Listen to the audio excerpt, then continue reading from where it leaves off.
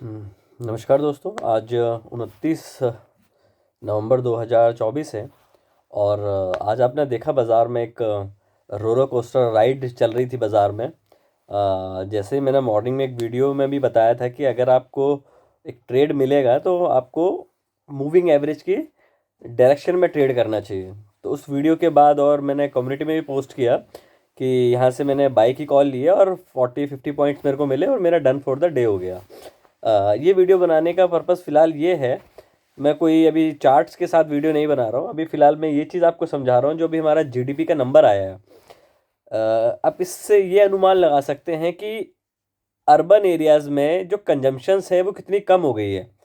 क्योंकि अगर हम एजेंसीज़ की भी बात सुने, जो रिसेंटली ये उन्होंने बोला था, हम आरबीआई की प्रिडिक्शन की बात करते हैं। आरबीआई ने कहा था कि इस क्वार्टर की जो हमारी जीडीपी का नंबर आएगा वो 6.8 और 7 के बीच में होना चाहिए। अगर आप रियल जीडीपी नंबर अभी देखें जो अभी आज आए हैं शाम के टाइम, तो 5.4 आए हैं। और एजेंसी जैसे एसबीआई की हम बात करें, जो उन्होंने अपना जीडीपी नंबर दिया था वो 6 पॉइंट शायद 2 बोला था। तो ओवरऑल अगर हम बात करें तो 6.2 6.7 के बीच में आना चाहिए था, बट वो बियॉन्ड एक्सेप्टेशंस आया है। मतलब आप 5.4 पे आए हो। तो इससे क्या आपको एक पिक्चर नज़र आती है बाज़ार में, कौन कौन से सेक्टर्स पे ये इसका प्रेशर पड़ रहा है आपका। आप ये देखिए कि अभी सबसे ज़्यादा समस्या जो आएगी ये आरबीआई के लिए आएगी, क्योंकि बाज़ार में पैसा रोटेशन नहीं हो रहा है।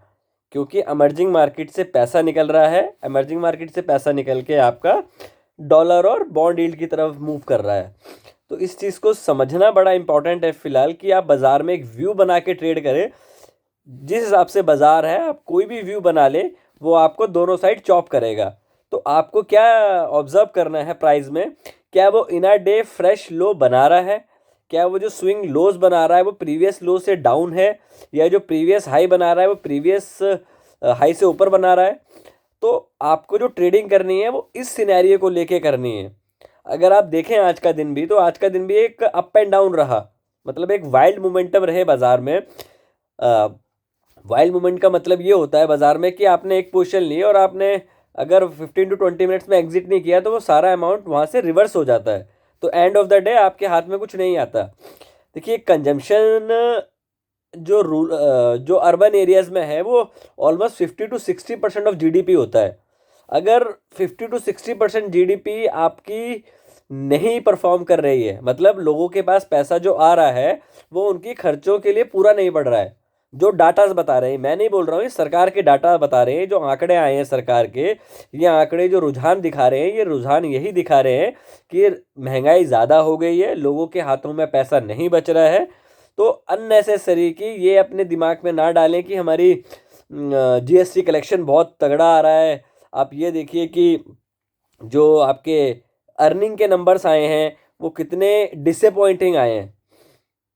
ओवरऑल ये बात करने का मकसद ये है भी कि बाज़ार एक ऑलरेडी डाउन साइड में है और बाज़ार कंटिन्यू किसी भी साइड कर सकता है फ़िलहाल। क्यों? क्योंकि आप ध्यान दें, आप 200 से ऊपर है, 200 को काफ़ी दिनों से होल्ड कर रहा है।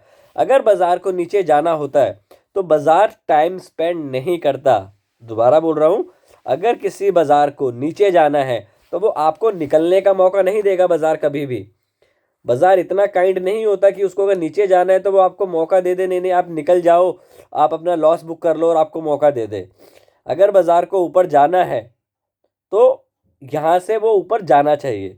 अब एक पॉइंट और है, मेरे से किसी ने ये बात पूछी थी अभी रिसेंटली कि बाज़ार गैप फिल करने आता है।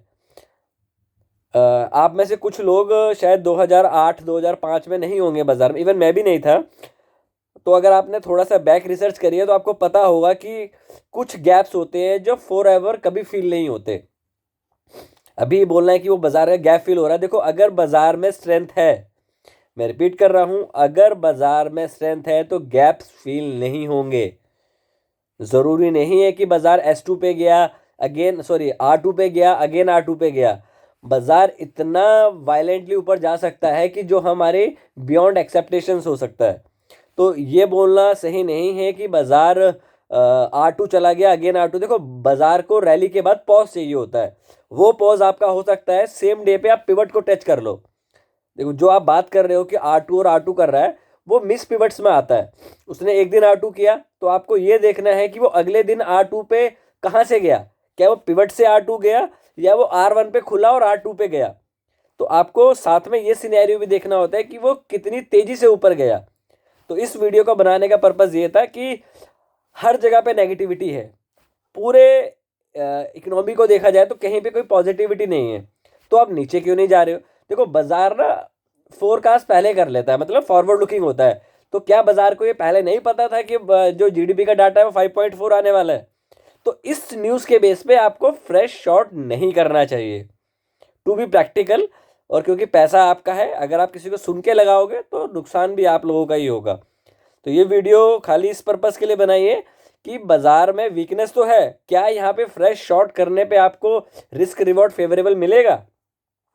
वो मेरे कल या परसों में एक ट्रेडिंग वीडियो बनाऊंगा, उसमें हम इस बारे में डिस्कशन करेंगे कि ट्रेड प्लान क्या होना चाहिए। और एक पॉइंट और मैं यहाँ पे बोलूँगा कि आप जो वीडियो देखते हैं, लाइक 3 दिन पुरानी वीडियो देख रहे हैं, 4 दिन पुरानी वीडियो देख रहे हैं, तो उस वीडियो का पर्पस उस दिन के लिए होता है। अगर आप 3 दिन बाद देख रहे हैं तो उसका पर्पस वहाँ ख़त्म हो जाता है। तो इस चीज़ को समझें और अपना ट्रेडिंग उसके अकॉर्डिंगली प्लान करें। फिलहाल के लिए इतना ही। आपका ट्रेडिंग डे अच्छा जाए जो अपकमिंग डेज में आने वाला है, और टेक केयर। कोई भी ट्रेड लेने से पहले एक बार अपने वित्तीय सलाहकार से हमेशा परामर्श करें। Thank you and good night.